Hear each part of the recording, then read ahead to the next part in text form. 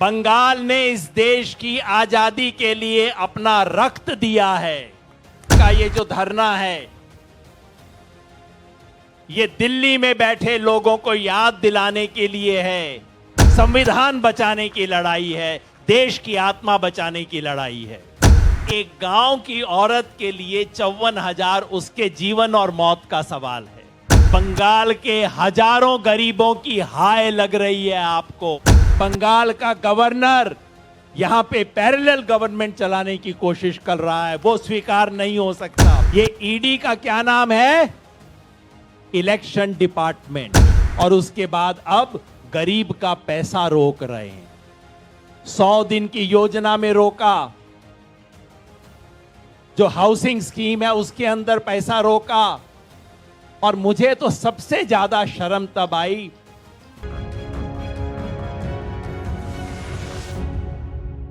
देश नीति केवल सच्ची और पक्की खबरें। मैं तृणमूल कांग्रेस से नहीं हूं, मैं किसी चुनावी पार्टी से आज नहीं हूं। इस लोकसभा चुनाव में मैं और मेरे साथी कोई कैंडिडेट नहीं है। आज मैं यहां देश के तमाम जन आंदोलनों और जन संगठनों की तरफ से आया हूं।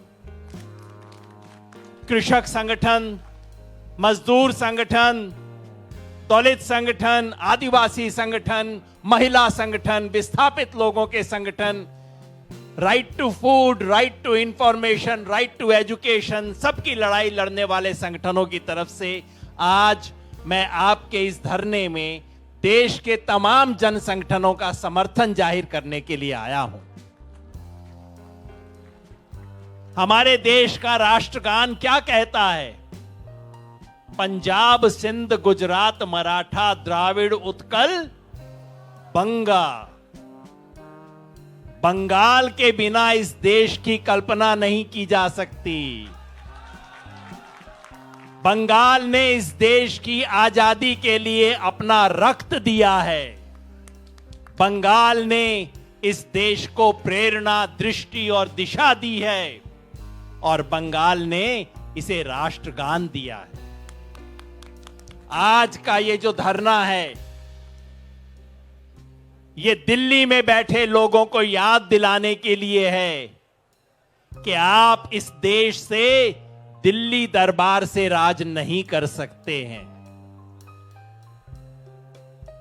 ये धरना आज बंगाल के सवाल पे है, लेकिन मैं ममता दी को कह रहा था, दीदी आप जो लड़ाई लड़ रही हैं, ये सिर्फ बंगाल की नहीं है, ये पूरे देश की लड़ाई है। संविधान बचाने की लड़ाई है, देश की आत्मा बचाने की लड़ाई है। कल मुझे अवसर मिला यहां मनरेगा के कुछ कर्मियों से बात करने का। 4 जिलों के ये 100 दिन की योजना, जिसे मनरेगा कहते हैं, 100 दिन काम की योजना जो है, पुरुलिया के कर्मी थे वहां, उत्तर 24 परगना के मनरेगा वर्कर्स थे वहां, मुर्शिदाबाद के वर्कर्स थे वहां, और दक्षिण दिनाजपुर के वर्कर थे वहां। दक्षिण दिनाजपुर की एक महिला ने मुझे कहानी बताई। उसने कहा उसने 3 वर्ष तक 90 दिन काम किया। 3 वर्ष तक मनरेगा में 90 दिन काम किया। एक दिन का उसका मजदूरी था 213 रुपया।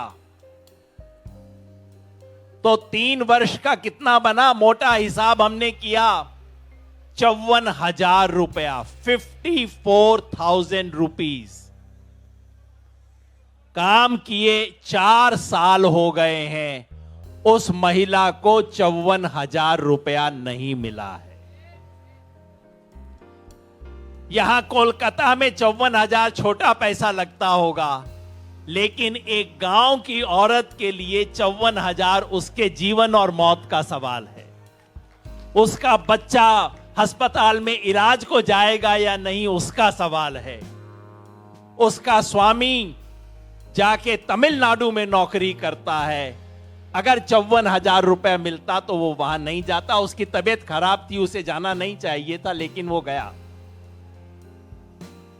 हिंदी में हम कहते हैं, बांग्ला में भी कोई ऐसा शब्द होगा कि जब किसी राजा को गरीब की हाय लगती है तो वो बचता नहीं है। मोदी जी, आज का ये धरना आपको याद दिलाने के लिए है कि बंगाल के हजारों गरीबों की हाय लग रही है आपको। गरीब के पेट पे लात मार के इस देश में कोई कुर्सी पे नहीं बैठ सकता। और आज का ये धरना उस सवाल को उठाने के लिए है।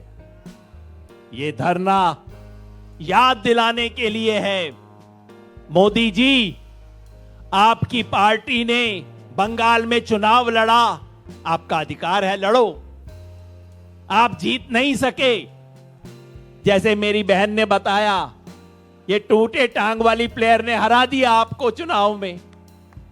अब मोदी जी, जब बंगाल में चुनाव हार गए तो बैकडोर से सरकार क्यों चलाते हो? इंतजार करो अगले चुनाव का, दोबारा ट्राई कर लेना। बैकडोर से सरकार नहीं चल सकती और यही यहां पे हो रहा है। दीदी, पूरा देश देख रहा है, बंगाल का गवर्नर यहां पे पैरेलल गवर्नमेंट चलाने की कोशिश कर रहा है। वो स्वीकार नहीं हो सकता। ये इस देश का संविधान नहीं है। गवर्नर का काम है जिस दिन ममता बनर्जी कहें उस दिन खड़ा हो जाना। ममता बनर्जी जो स्पीच दें वो स्पीच पढ़ देना, और ममता बनर्जी जिस ऑर्डर पे साइन करने को कहें साइन कर देना। संविधान के हिसाब से गवर्नर का ये काम है और कोई काम नहीं है। यहां पे ये ईडी का क्या नाम है? Election department. बीजेपी का इलेक्शन डिपार्टमेंट है। इलेक्शन नजदीक आ गया, ईडी का छापा पड़ना शुरू हो गया, सीबीआई आ गई। परसों जो हेमंत सोरेन के साथ किया वो इस देश के संविधान पे काला धब्बा है। और जो भी व्यक्ति इस देश के संविधान में विश्वास करता है, उसे जो बंगाल में सीबीआई और ईडी और सीबीआई ने किया, उसका विरोध करना चाहिए। मैं एक पर्सनल बात बता दूं, मैं पहले आम आदमी पार्टी में होता था, आज नहीं हूं आम आदमी पार्टी में, उनके साथ सहमत नहीं हूं। लेकिन जब सीबीआई ने मनीष सिसोदिया को पकड़ा, जेल में रखा, मैंने बयान दिया कि यह संविधान के विरुद्ध है, यह गलत बात है, इसका समर्थन नहीं करना चाहिए। पार्टी की बात अलग है, लेकिन जब संविधान की हत्या हो, सीबीआई और ईडी को जिस तरह से इस्तेमाल किया जा रहा है, यह इसके संविधान की हत्या हो रही है। और यही नहीं, इतने से भी मोदी जी का पेट नहीं भरा। कानून बनाने के लिए गवर्नर को पीछे दरवाजे से यूज किया, सीबीआई ईडी को यूज किया, और उसके बाद अब गरीब का पैसा रोक रहे हैं। 100 दिन की योजना में रोका, जो हाउसिंग स्कीम है उसके अंदर पैसा रोका।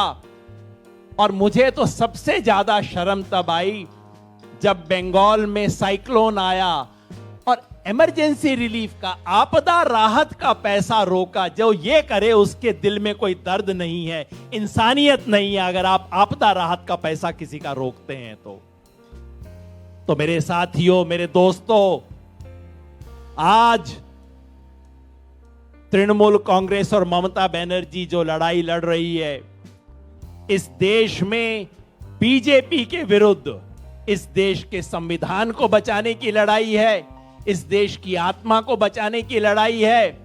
और हम सभी, इस देश के सभी जन आंदोलन इस लड़ाई में आपके साथ हैं, आपके समर्थन में खड़े हैं, और उम्मीद करते हैं कि आने वाले चुनाव में इस देश की जनता बीजेपी और मोदी को सही रास्ता दिखाएगी। बंगाल में तो पक्का दिखाएगी, बाकी देश में भी उम्मीद है कि दिखाएगी। और हम सब,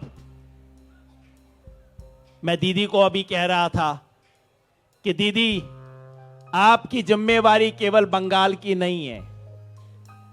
कल रात को मुझे पुणे में बैठे हुए, महाराष्ट्र का पुणे जो शहर है, वहां के कुछ बच्चों ने फोन किया कि आप बंगाल में हैं, क्या आप ममता दी को मिलेंगे? मैंने कहा संयोग है कि मैं कल मिल रहा हूं दीदी से।